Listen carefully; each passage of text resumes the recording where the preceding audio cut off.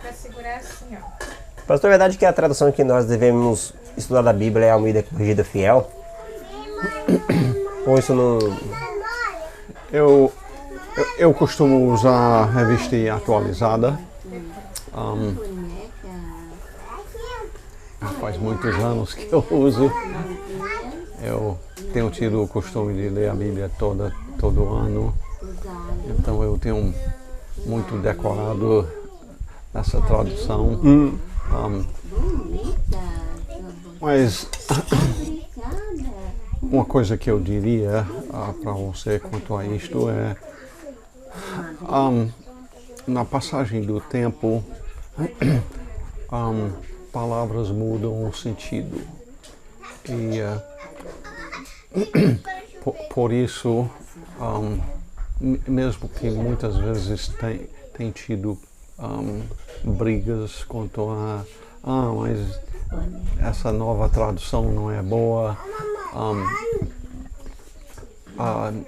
se faz necessário traduções novas para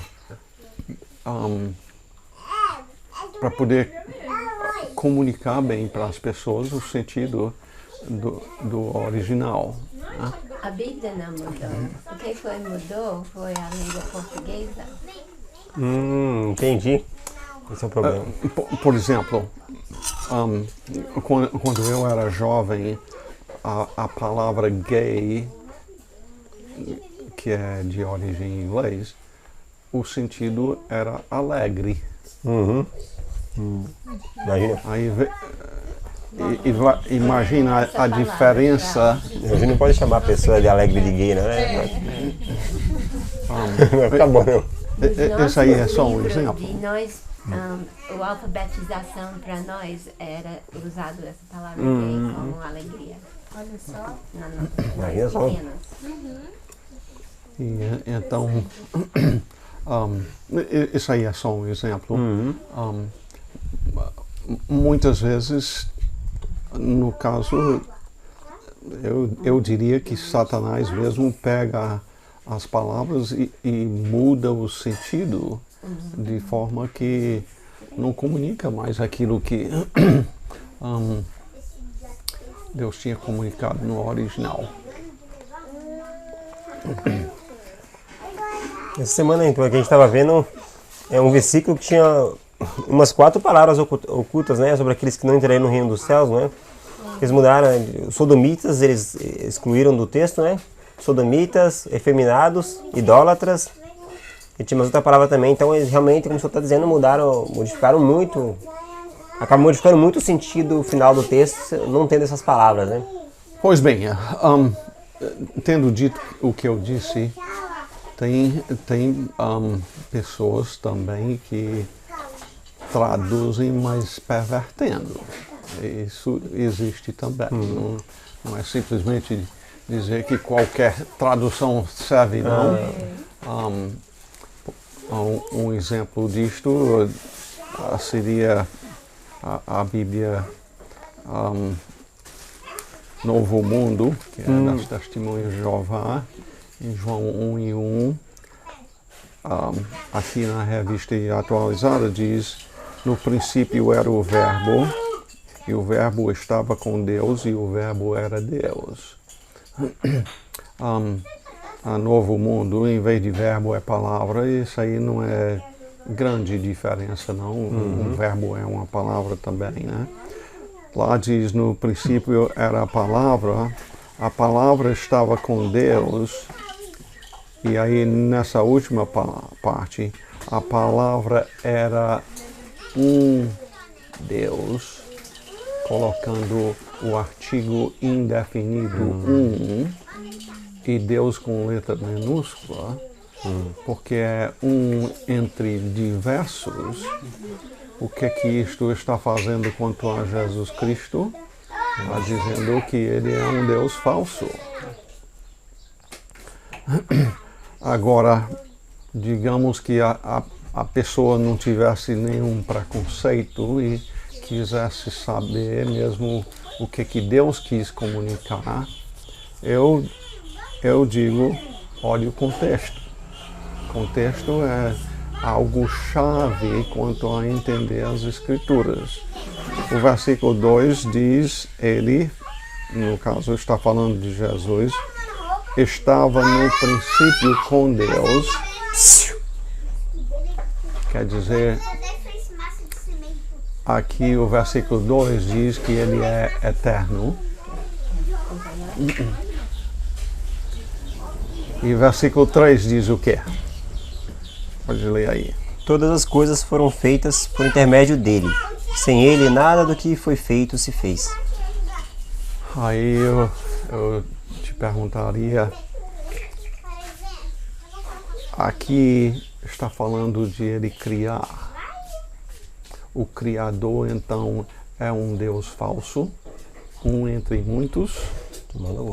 Não faria sentido nunca. Né? Então, o próprio contexto requer que esteja falando de Deus mesmo. É fácil a gente compreender como é um Deus, mas um Deus triuno, que se manifesta em Pai, Filho e Espírito Santo. Eu diria, não é fácil compreender, não. Mas se Deus revela assim, então eu devo crer no que Ele revelou. E para mim, ainda entendendo que se Ele é meu Criador, não é de admirar que tenha algumas coisas sobre Ele que eu não compreenda bem. É por causa do meu limite. Mas o próprio Evangelho de João, em muitos lugares, revela que Jesus é Deus. Pelo que ele fez e pelo que ele disse. Pelas duas coisas. Os próprios judeus entenderam que ele estava dizendo que ele era Deus, porque ele perguntou-lhes, por que vocês querem me matar? Porque tu, sendo homem, quer fazer Deus. Abigail. Comprovar aí.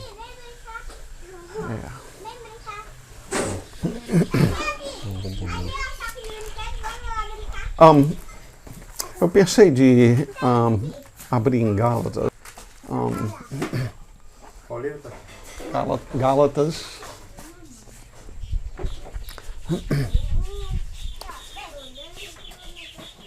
E em Gálatas, escrito pelo apóstolo Paulo, ele nos primeiros 2 capítulos está especialmente defendendo que ele é um apóstolo. E ele está defendendo que ele é um apóstolo justamente porque tem chegado, Galácia não era uma cidade, era uma região.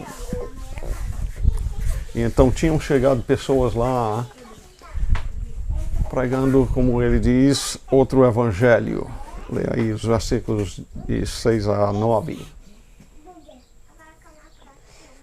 Admira-me que estejais passando tão depressa daquele que vos chamou na graça de Cristo para outro evangelho, o qual não é outro, senão que há alguns que vos perturbam e querem perverter o evangelho de Cristo. Mas, ainda que nós, ou mesmo um anjo vindo do céu, vos pregue evangelho que vá além do que vos temos pregado, seja anátema. Assim como já dissemos, e agora repito, se alguém vos prega evangelho que vá além daquele que recebestes, seja anátema. Anátema significa o quê? Maldição. Amaldiçoado. Então, é muito sério. Agora, no versículo 6, quando ele diz, admira-me que estejais passando tão depressa, vá lá no carro, pega umas moedas, por favor. Ele vai pegar umas moedas para eu ilustrar uma coisa aqui. Porque Paulo... Hein? Está aberto. Mas, ei, Caleb, traga umas moedas do mesmo valor e umas de valor diferente também, ok? Porque ele diz: admira-me que estejais passando tão depressa daquele que vos chamou na graça de Cristo.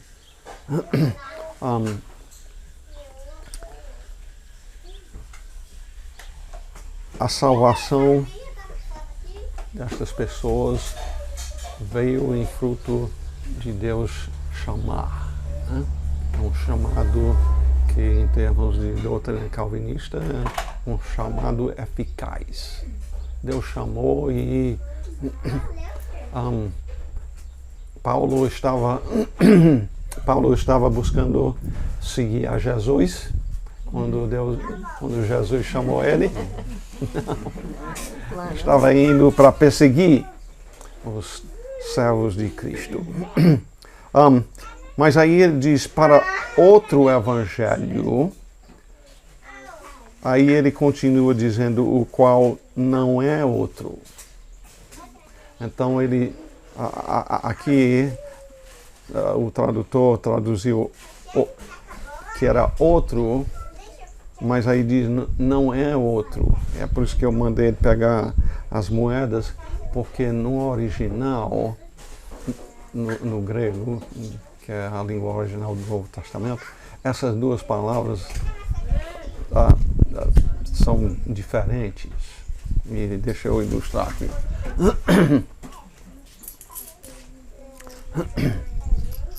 Ok. Vou botar aqui em cima essas moedas. Ok. O primeiro, sem falar das palavras do texto, aqui é outro e aqui é outro.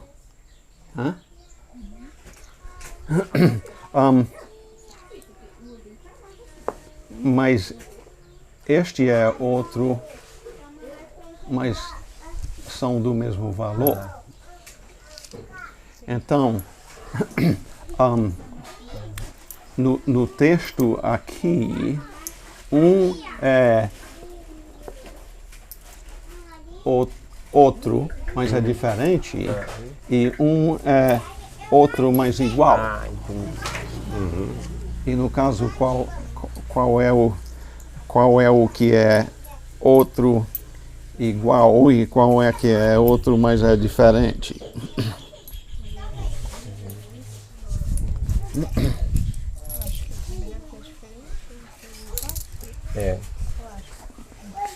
Acho que isso também. O primeiro é outro evangelho diferente, e o segundo não é outro igual. É tanto que ele diz, eles têm pervertido o evangelho. E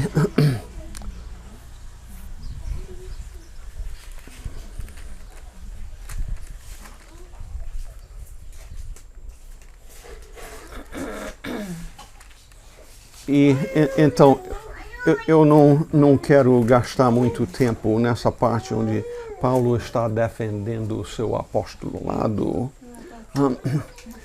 mas eu gostaria de a gente olhar a partir do capítulo 3, onde ele vai tratar mais do problema. O que era este outro evangelho?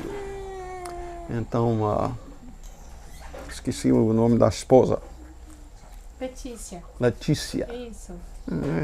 Nome fácil, não era eu esquecer não. Letícia, você lê aí os versículos de 1 a 5, do capítulo 3.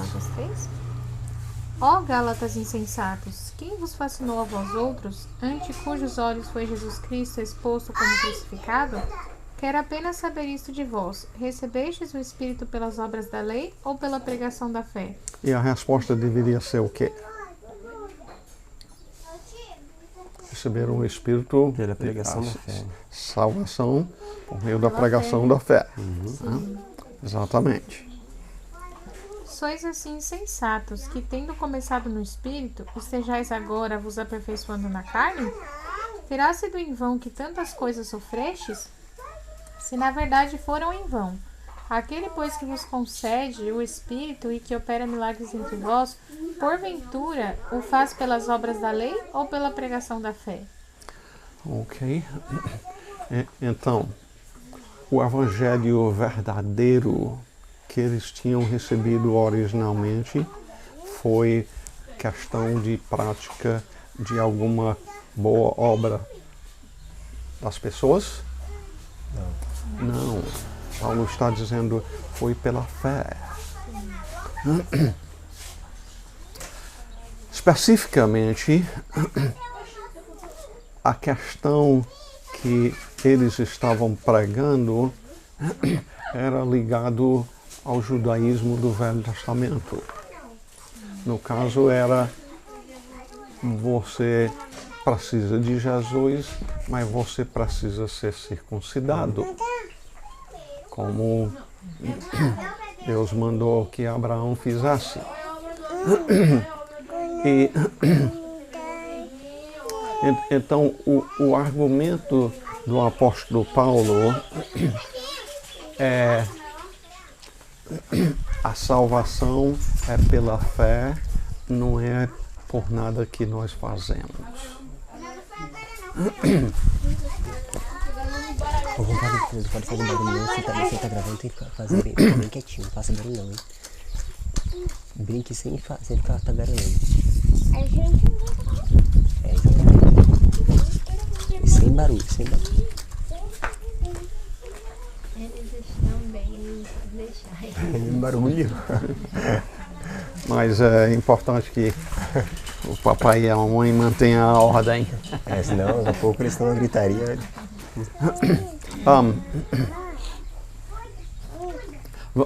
Vamos ao capítulo 5, então, para ver especificamente essa questão da circuncisão. Emerson, lê aí primeiro os versículos de 1 a 5. Para a liberdade foi que Cristo nos libertou. Permanecei, pois, firmes, e não vos submetais de novo a jugo da escravidão. Eu, Paulo, vos digo que, se vos deixardes circuncidar, Cristo de nada vos aproveitará. Deixa eu só mencionar uma coisa aí. O problema em si era circuncidar? Não. O problema era fazer a circuncisão por razões religiosas e pensar que a salvação dependesse disto. E isso é de fundamental importância, a gente compreender isto. Continue. Versículo 3. De novo, testifico a todo homem que se deixa circuncidar, que está obrigado a guardar toda a lei. De Cristo vos desligaste, vós que procurais justificar-vos na lei, da graça decaístes. Pois bem, nota, ele especifica o propósito em pensarem nessa circuncisão, para serem justificados. Justificado é declarado justo dos seus pecados. Aqui em Gálatas, capítulo 2, versículo 16. Sabendo, contudo, que o homem não é justificado por obras da lei, e sim mediante a fé em Cristo Jesus. Também temos crido em Cristo Jesus para que fôssemos justificados pela fé em Cristo e não por obras da lei, pois por obras da lei ninguém será justificado. Por qualquer coisa que nós possamos fazer, nós não podemos chegar a merecer a salvação. Então, voltando lá para o capítulo 5, pode continuar. Acho que... Porque nós, pelo Espírito, aguardamos a esperança da justiça que provém da fé. Porque em Cristo Jesus nem a circuncisão nem a incircuncisão tem valor algum, mas a fé que atua pelo amor. Pois bem, a circuncisão nem salva nem impede a salvação, ele diz. A salvação vem pela fé e a fé genuína vai agir com amor. Continue. Vós corrieis bem. Que vos impediu de continuar a desobedecer à verdade? Esta persuasão não vem daquele que vos chama. Um pouco de fermento leveda toda a massa. Confio de vós no Senhor, que não alimentareis nenhum outro sentimento, mas aquele que vos perturba, seja ele quem for, sofrerá condenação. Eu, porém, irmãos, se ainda prego a circuncisão, por que continuo sendo perseguido? Logo está desfeito o escândalo da cruz. Tomara até se mutilassem os que vos incitam à rebeldia. Pois bem, então Paulo trata essa questão de quererem dizer, sim, precisa de Jesus, mas você precisa ser circuncidado. Diz, isto é outro evangelho, não é o evangelho que eu preguei, e é amaldiçoado, porque está acrescentando ação humana para merecer a salvação. E é um erro muito comum nos nossos dias, de diversas formas, em diversas igrejas. Você tem feito parte dos adventistas.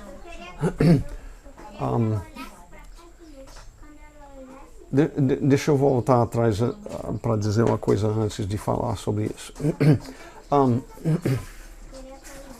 A fé em Cristo, ela tem implicação quanto à maneira que aquele que tem fé vive? Tem. E muito. Né? Nós conversamos aqui sobre a criação de filhos, nascer em casa,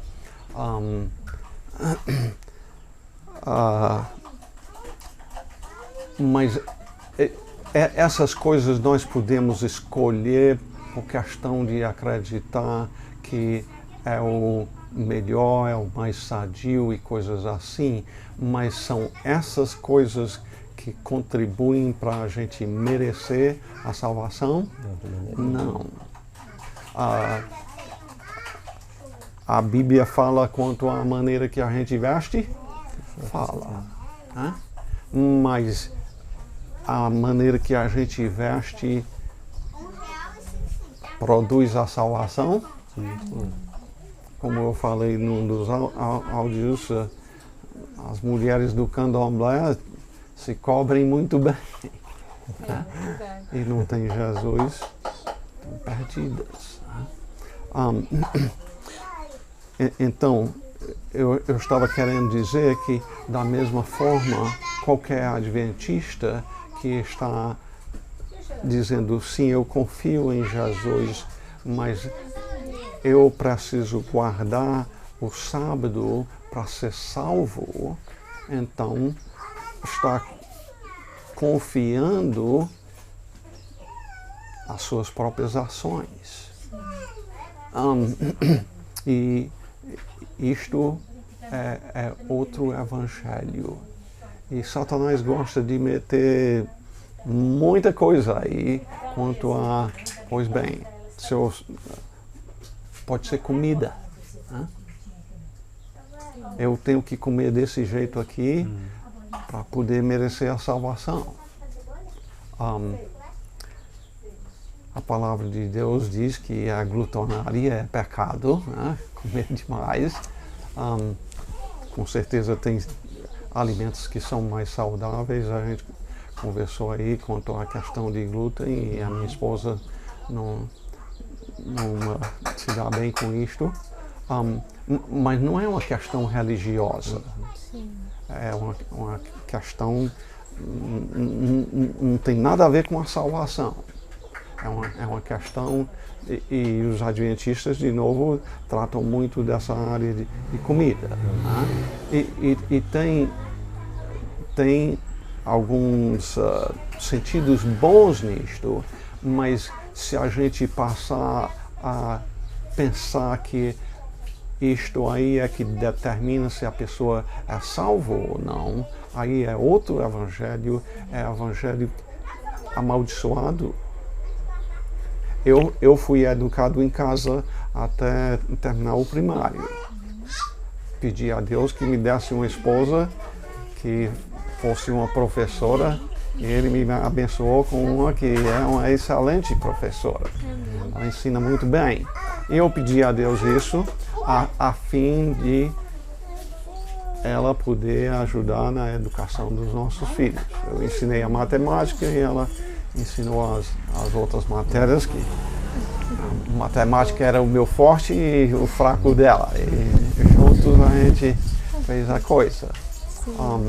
E com os nossos primeiros 3, quando passou para o ensino médio, a gente colocou uma escola lá em Fortaleza.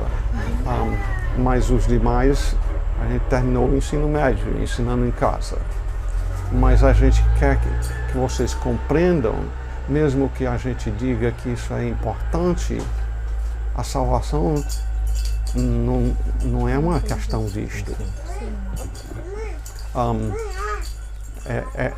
É uma questão, a Bíblia fala sobre a gente ensinar os filhos como pais, é nosso dever. Né? Nós somos os responsáveis pela educação dos nossos filhos e, aliás, eu acrescentaria, não é responsabilidade do Estado. Não é da jurisdição deles. É uma responsabilidade que Deus entregou a nós como pais. Mas, de novo, a gente precisa ter muito cuidado de não confundir a salvação com essas coisas que fazem parte da vida cristã.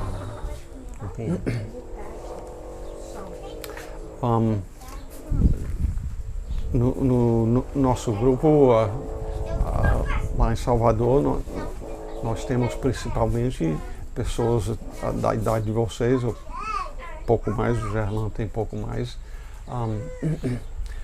mas eu quero que os irmãos lá saibam que educar os filhos não tem nada a ver com a salvação, não. Sim.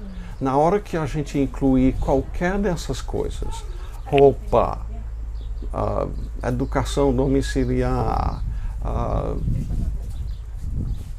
dia como sábado, o que a gente come e assim por diante, se for acrescentar isso ao Evangelho, nós estamos dizendo que o que Cristo fez na cruz não foi suficiente. E isso é muito sério. É por isso que Paulo diz, seja anátema. Cristo veio a este mundo para sofrer e morrer na cruz quando nós poderíamos dar jeito quanto aos nossos pecados e nos justificar. Se a gente pensar assim, no final de contas, Cristo morreu em vão. É uma blasfêmia muito, muito sério pensar que a salvação dependesse de alguma coisa mais do que nós. Em Mateus capítulo 27, se não me engano,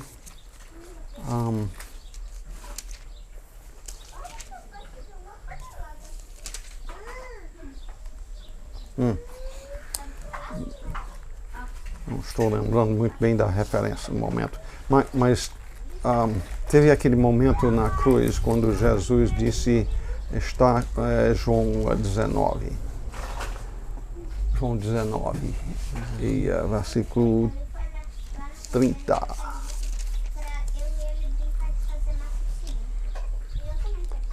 Cadê aí, Kemerson?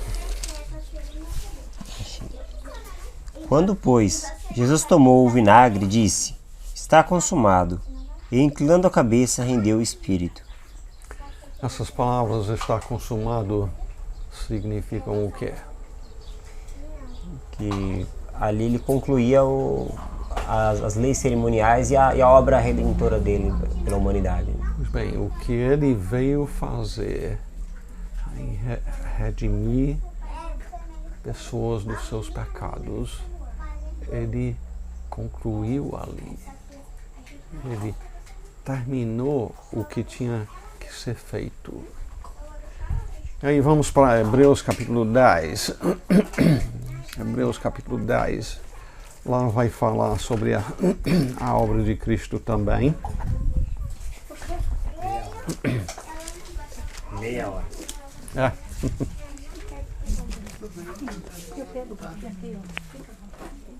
Não, senhora, senta na cadeira.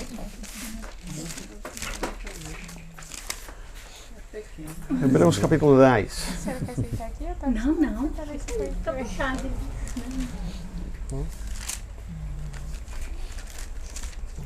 Hebreus 10. Começa mesmo do começo. Começo?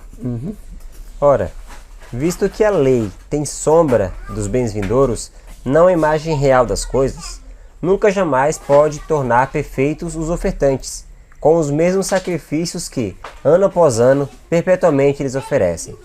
De outra sorte, não teriam cessado de ser oferecidos, porquanto os que prestam culto, tendo sido purificados uma vez por todas, não mais teriam consciência de pecados? Entretanto, nesses sacrifícios, faz-se recordação de pecados todos os anos, porque é impossível que o sangue de touros e de bodes remova pecados. Pois bem, vamos pausar aí um momento. Desde lá no jardim, quando Adão e Eva pecaram, começou a haver sacrifício. Eles desobedeceram a Deus lá. Deus tinha dito, se comer, o que acontece? Morrerá. Morrerás. E morreram, espiritualmente falando. Não morreram imediatamente, fisicamente. Isso passou diversos anos ainda. Mas Deus sacrificou animais lá para cobri-los. Após o pecado entrar, precisavam se vestir. Passo que antes estavam nus e não se envergonhavam. Mas o que o autor está dizendo aqui em Hebreus é todos aqueles sacrifícios, o de Abel sacrificando um animal também, todos aqueles sacrifícios realmente tiravam o pecado? Ele diz não, e não porque o animal é um bicho com valor igual a você? Não, porque nós fomos criados à imagem e semelhança de Deus, o animal não. Aí continue. É por isso que ele diz, aquilo foi provisório, né? Sempre repetindo isto, porque não podia, afinal de contas, remover pecados. Continue. Por isso, ao entrar no mundo, diz: sacrifício e oferta não quiseste, antes um corpo me formaste. Não te deleitaste com holocaustos e ofertas pelo pecado. Então eu disse: eis aqui estou, no rolo do livro está escrito a meu respeito, para fazer, ó Deus, a tua vontade. Que no caso são palavras de Jesus, dizendo: eu vim para resolver este problema. Aí, Letícia. Continue aí. Versículo 8. Depois de dizer como acima, sacrifícios e ofertas não quiseste, nem holocaustos e oblações pelo pecado, nem com isto te deleitaste, coisas que se oferecem segundo a lei, então acrescentou, eis aqui estou para fazer a Deus a tua vontade. Remove o primeiro para estabelecer o segundo. Só um instante aí. Quando ele diz aqui, sacrifícios e ofertas não quiseste, nem holocaustos, nem oblações pelo pecado, ele está dizendo que Deus não disse para eles fazerem isto? Não é isso que ele está dizendo, porque Deus disse que era para eles fazer. Mas está dizendo isso aqui realmente não resolveu o problema. Pois bem, aí pode continuar. Versículo 10. Nessa vontade é que temos sido santificados mediante a oferta do corpo de Jesus Cristo uma vez por todas. E agora ele introduziu um contraste com aquilo que era repetido. E esse aqui, o que ele diz? Uma vez por todas. Uma vez por todas. Ok? Continue. Ora, todo sacerdote se apresenta dia após dia a exercer o serviço sagrado e a oferecer muitas vezes os mesmos sacrifícios, que nunca jamais podem remover pecados. Pois bem, ele está falando de quais sacerdotes aqui? Levíticos. Levítico, lá do Velho Testamento. Porém, Jesus só um instante aí, desculpe. Eu gosto de dizer que isso aqui também cabe muito bem quanto ao próprio catolicismo. Segundo a doutrina católica, o que é uma missa? O sacrifício. É um sacrifício do corpo de Cristo. E por isso é importante a gente compreender que, na verdade, uma missa é uma blasfêmia contra Deus. É dizer que o sacrifício de Cristo não foi suficiente. Precisa ficar sendo repetido. Pois bem, versículo 12. Jesus, porém, tendo oferecido para sempre um único sacrifício pelos pecados, assentou-se à destra de Deus. Pois bem, viu o contraste aí? O sacerdote do Velho Testamento fazia o quê? Repetidas vezes. E Jesus? Uma vez só por todas. Uma. E aí cabe perguntar por que o dele é suficiente uma vez por todas. O animal não era. Por que o de Jesus é? Por ele ser Deus, né? Hein? Por ele ser Deus? Exatamente. Porque ele é Deus. O seu sacrifício é de valor infinito. É o suficiente para o perdão de pecados de todo aquele que deixa de confiar na sua própria bondade, a roupa que eu visto, o dia que eu guardo, a maneira que eu ensino os filhos, o que eu como, 2 mós, é uma ruma de coisa aí que em si podem muito bem ser boas coisas, mas não cobrem o pecado nunca. Pois bem, o de Jesus cobriu. Aguardando daí em diante até que os seus inimigos sejam postos por estrado dos seus pés, porque com uma única oferta aperfeiçoou para sempre quantos estão sendo santificados. Pois bem, se são aperfeiçoados, o que falta?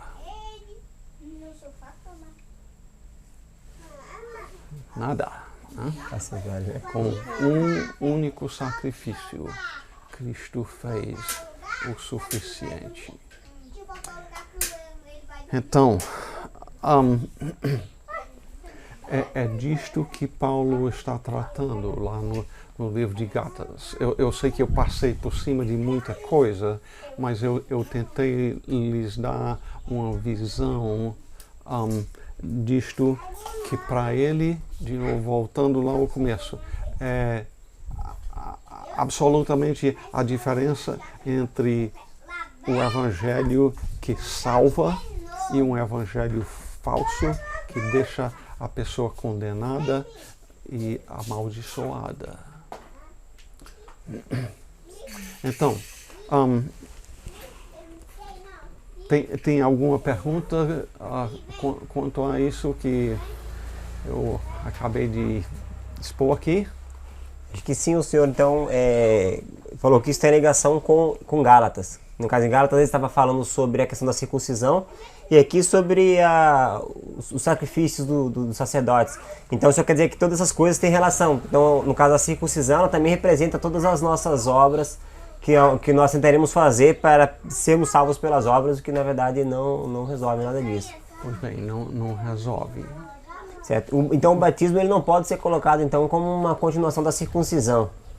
Não pode. Como é dito na igreja que a gente está aí. Presbiteriana.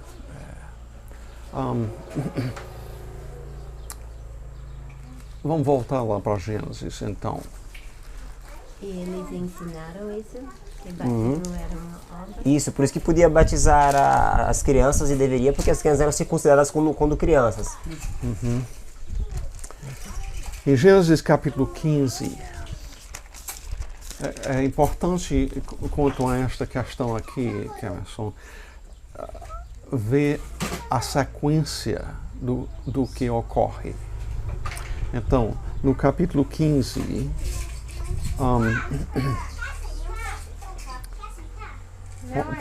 pode começar do começo do capítulo 15.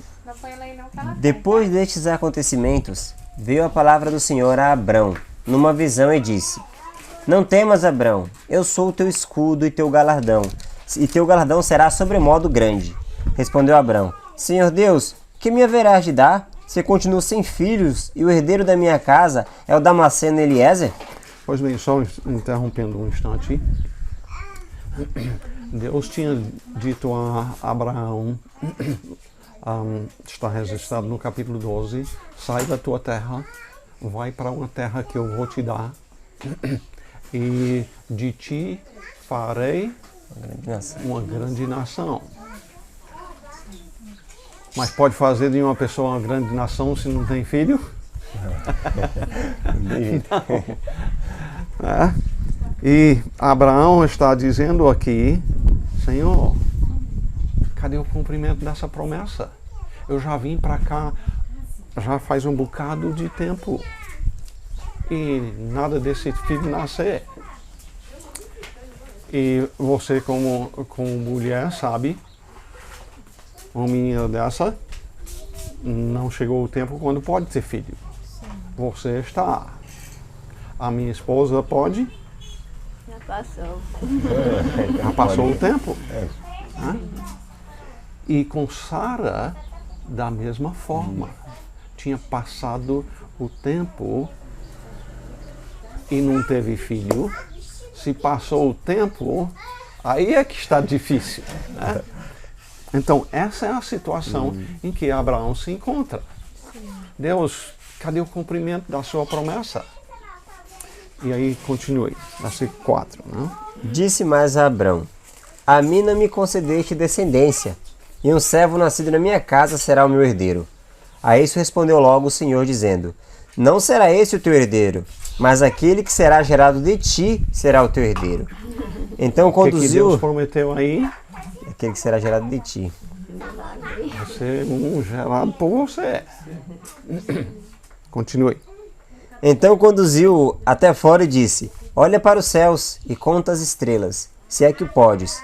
Ele disse: Será assim a tua posteridade. Ele creu no Senhor, e isso lhe foi imputado para a justiça. Pois bem, vamos parar aí. Deus leva Abraão lá para fora de noite.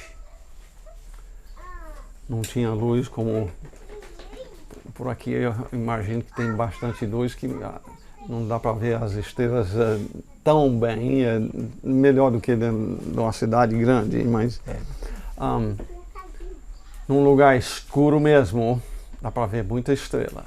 E Deus diz, você pode contar as estrelas? Assim, na verdade tem bilhões e bilhões que ele não podia nem ver, né? Ele diz, assim será a tua posteridade. E aí, Letícia, qual foi o resultado quanto a Abraão? Versículo 6. Ele creu no Senhor e isso lhe foi imputado para a justiça. Pois bem, ele creu. O crer foi uma ação dele? Foi alguma coisa que ele fez? Não, simplesmente Deus falou e ele confiou que o que Deus prometeu, por ser Deus que não pode mentir, ele creu que Deus iria cumprir. Mas nós precisamos ir além disto. Qual foi o resultado disto? Foi imputado por justiça, né? Foi imputado por justiça. Imputado por justiça significa o quê? Ele foi considerado como justo. Pois bem, a imputação é colocado na conta dele. Justiça. Ei, crianças. Era zerado de justiça e Deus colocou justiça na Conta dele. Aliás, era pior do que zerado. Era devedor. Né? Nós, quando não cumprimos as ordens do Senhor, nós ficamos devendo. Onde eu falei uma palavra irada à minha esposa, eu quebrei a lei de Deus, ofendi a ele. Nessa hora, era para ter tratado ela amorosamente. E fiquei devendo. Fazendo o bem depois disto, paga o débito? Não tem como. Porque sempre era para estar vivendo amorosamente. Então, o que eu quis que a gente visse aqui aqui está tratando da salvação de Abraão. O crer dele levou ele a ser justificado. O Novo Testamento, inclusive Gálatas, menciona isto. Agora, vamos para o capítulo 17.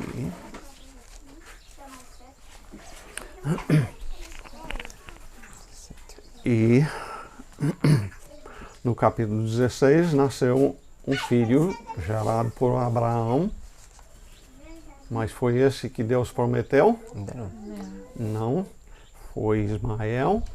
Foi gerado fora do casamento, como planejado por Deus.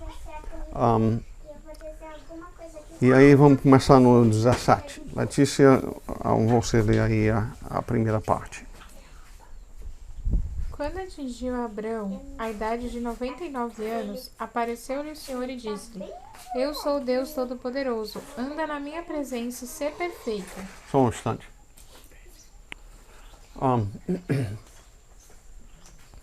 Então, se Abraão tem 99, Sara tinha quantos anos menos do que ele? Eu não me lembro. Não lembro não. 10 anos menos. 10. Então ela tinha 89. 89. Tá? Continue. Letícia. Farei uma aliança entre mim e ti, e te multiplicarei extraordinariamente. E ainda não tem nenhum filho. E Deus continua prometendo. Farei uma aliança entre mim e ti, e te multiplicarei. Prostrou-se Abrão, rosto em terra, e Deus lhe falou: Quanto a mim, será contigo a minha aliança, serás pai de numerosas nações. Abrão já não será o teu nome, sim Abraão, porque por pai de numerosas nações te constituí. Pois bem, Deus muda o nome dele e ele não tem um filho ainda. O nome é, você vai ser pai de nações e não tem nenhum filho ainda. Far-te-ei fecundo, extraordinariamente de ti farei nações, e reis procederão de ti. Estabelecerei a minha aliança entre mim e ti e a tua descendência no decurso das suas gerações. Aliança perpétua para ser o teu Deus e da tua descendência. Dar-te-ei e a tua descendência a terra das tuas peregrinações. Toda a terra de Canaã em possessão perpétua, e serei o seu Deus. Letícia, uma pergunta. Tudo isso dependia de Abraão fazer o quê? Nada, só acreditar. Exatamente, boa observação. Não tem nenhum se aí. Deus prometeu, eu vou fazer. Agora vem a circuncisão. Kemerson. Disse mais Deus a Abraão: guardarás a minha aliança, tu e a tua descendência no decurso das suas gerações. Esta é a minha aliança, que guardareis entre mim e vós e a tua descendência. Todo macho entre vós será circuncidado. Circuncidareis a carne do vosso prepúcio, será isso por sinal de aliança entre mim e vós. O que tem 8 dias será circuncidado entre vós, todo macho nas vossas gerações, tanto escravo nascido em casa, como comprado a qualquer estrangeiro que não for da tua estirpe. Com efeito, será circuncidado o nascido em tua casa, e o comprado por teu dinheiro. A minha aliança estará na vossa carne e será aliança perpétua. O incircunciso que não for circuncidado na carne do prepúcio, essa vida será eliminada do seu povo que quebrou a minha aliança. Ok.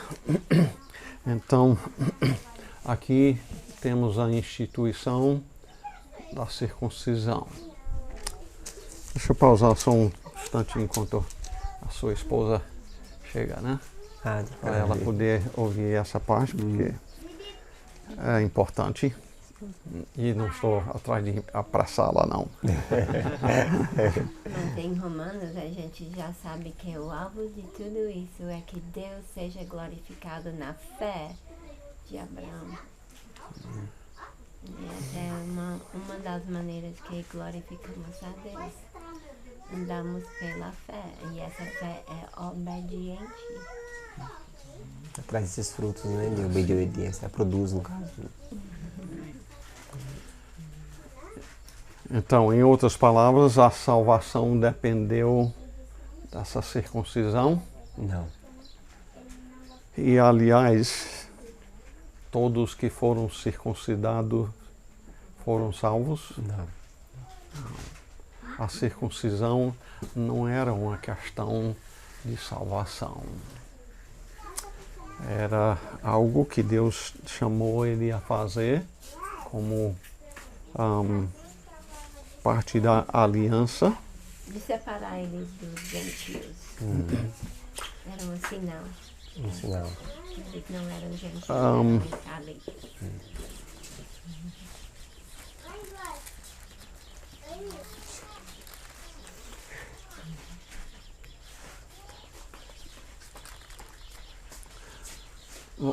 Volte para o capítulo 15, Capítulo 15. e versículo 12.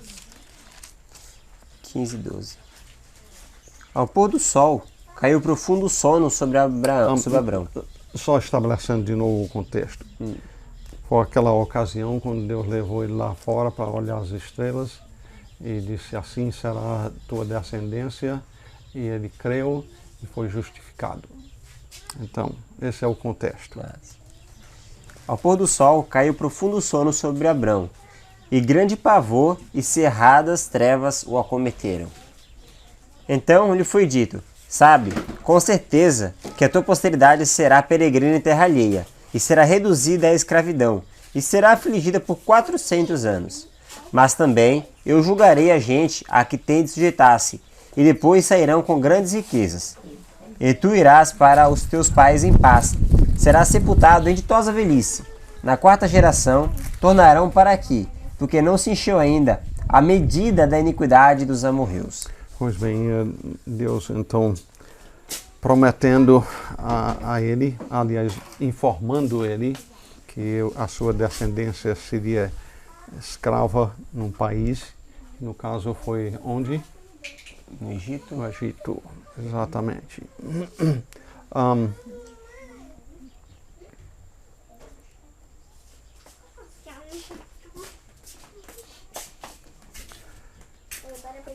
Eu tinha passado por cima dos versículos 7 a 11, mas não devia ter feito isso. Então, no capítulo 15, leia aí 7 a 11.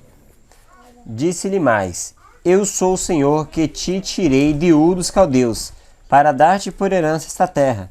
Perguntou-lhe Abrão: Senhor Deus, como saberei que hei de possuí-la? Respondeu-lhe: Toma-me uma novilha, uma cabra e um cordeiro, cada qual de 3 anos, uma rola e um pombinho. Ele, tomando todos estes animais, partiu-os pelo meio e lhes pôs em ordem as metades, uma defronte das outras, e não partiu as aves. Aves de rapina desciam sobre os cadáveres, porém Abrão as enxotava. Ok. Então, Deus mandou ele partir uns animais, colocar uma banda para cá, uma banda para cá. E eu estava precisando dessa parte para a gente chegar no 17 e em diante. Letícia, que tal você ler aí agora? E sucedeu que, posto o sol, houve densas trevas, e eis um fogareiro fumegante, uma tocha de fogo, que passou entre aqueles pedaços. Naquele mesmo dia fez o Senhor... Que fogo seria este? Fogo da parte de Deus, né? Da parte de Deus. Ok, continue. Naquele mesmo dia fez o Senhor aliança com Abrão, dizendo: A tua descendência dei esta terra, desde o rio do Egito até o grande rio Eufrates, o Queneu, o Quenezeu, o Cadmoneu, o Eteu, o Ferezeu, os Refaíns, o Amorreu, o Cananeu, o Girgazeu e o Jebuseu. Muito bem. Agora, segura aí, querida. Eu queria explicar o que ocorreu aqui. Então, digamos que tem uma banda de uma ovelha aqui, uma banda lá, uma banda do boi aqui, uma banda lá.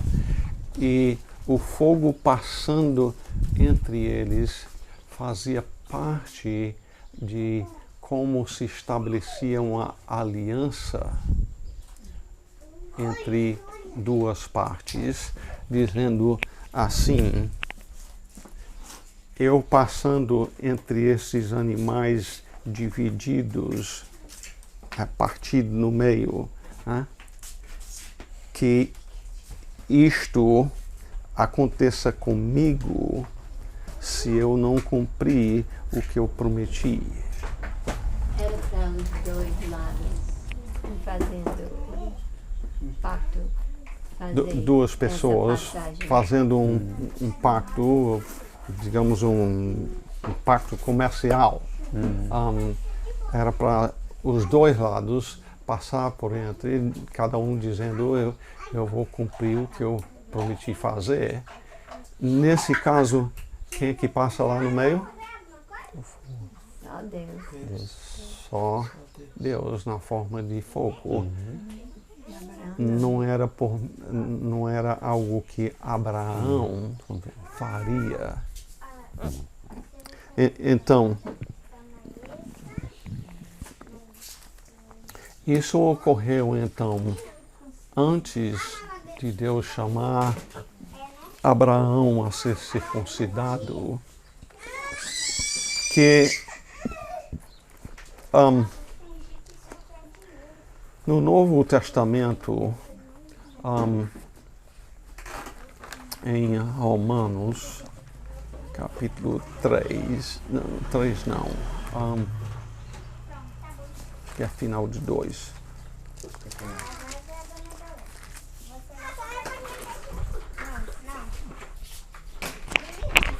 Terminou? Não, ainda não. Romanos capítulo 2, começa aí com o versículo 25. 2:25 diz: porque a circuncisão tem valor se praticares a lei. Se és, porém, transgressor da lei, a tua circuncisão já se tornou incircuncisão. Pois bem, então, a circuncisão em si foi algo que a salvação dependia disto? Não. Continue. Se, pois, a incircuncisão observa os preceitos da lei, não será ela, porventura, considerada como circuncisão? E se aquele que é incircunciso por natureza cumpre a lei, certamente ele te julgará a ti, que não obstante a letra e a circuncisão, és transgressor da lei. Pois bem, a pessoa então que era circuncidada deixou de pecar? Não. A salvação não dependia disto. Continue. Porque não é judeu quem é apenas exteriormente, nem é circuncisão a que é somente na carne. Porém, judeu é aquele que o é interiormente, e circuncisão a que é do coração, no espírito, não segundo a letra, e cujo louvor não procede dos homens, mas de Deus. Pois bem, se eu posso dizer isto simplesmente, ele está dizendo: a salvação não dependeu por parte de ninguém, dependeu da circuncisão.